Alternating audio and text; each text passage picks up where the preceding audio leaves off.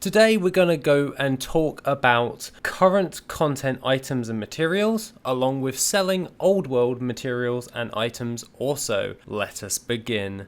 Well, this is more of a discussion-esque video, however, I want to get my point across when it comes towards different types of selling, i.e. that could be MOG, battle pets, materials, and all of the other little nits and bits when it comes towards in the game. When it comes towards current content and also old world content, items and materials, though these ones have their ups, their downs, their pros and cons, so let's explore this a little bit further. When it comes towards selling current content items and materials, you've got a higher demand and faster sales. This is quite obvious when you take a good look at everything moving forward. In regards to this means that you're going to get pretty much immediate sales, especially when it comes to materials at this moment in time. However, with a higher volume, this can cause a faster turnover of expected sales, i.e. more faster sales, which we just discussed. However, this can fluctuate as players shift focus depending on raid schedules, PvP seasons,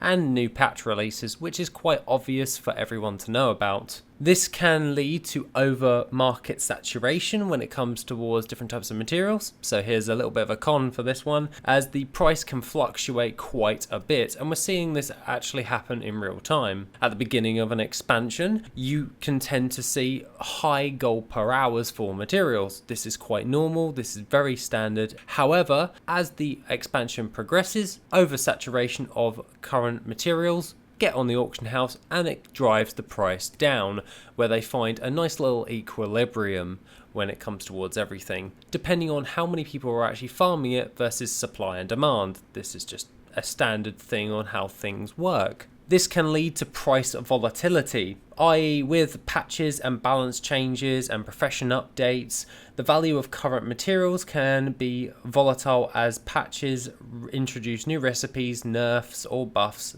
and or certain professions, or release new raid content that shifts the demand quite substantially. So in the short term, focusing on quick sales with materials and items for current content is amazing. You can bring in a lot of gold, and we're seeing this with the concentration builds at this moment in time. You saw that with the herbalism and mining and the skinning and everything to that. Everyone was just making bank. However, when things start to hit equilibriums, they hit at certain rates, the supply gets too much and the price just gets driven down. And you can see this in real time. Concentration builds at this moment in time are doing still pretty well overall, so I'll give you that. However, when it comes towards materials at the moment, just in general for general farming, i.e. herbalism, mining, skinning, fishing and all that stuff, you can see that the price is being driven down quite substantially. This is because more people are doing it, and as such the price is just going down. When it comes towards old world materials and items, we have slower sales, granted, than current content. However, it's a bit more consistent.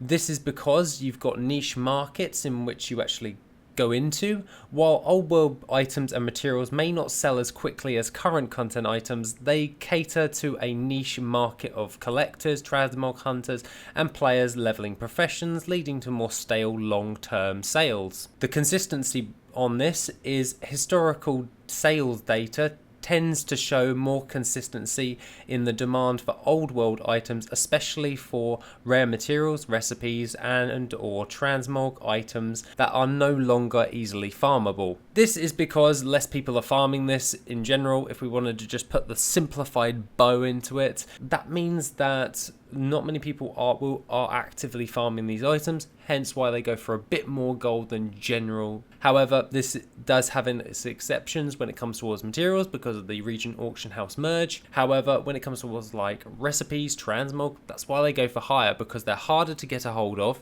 less people are farming it, doing the current content stuff, and that means that you're going to make more consistent sales as well, because you can have people actually looking for these markets. Going into higher profit margins on rare items such as transmog, many old world items, particularly transmog gear and crafted recipes, can command higher prices due to their rarity or unique appearances. Some players are willing to pay a premium for these rare or hard to obtain items. In regards to profession leveling, for instance, Classic crafting materials are also valuable to players leveling up their professions from the baseline. A lack of players actively farming these zones means prices can remain high with little competition.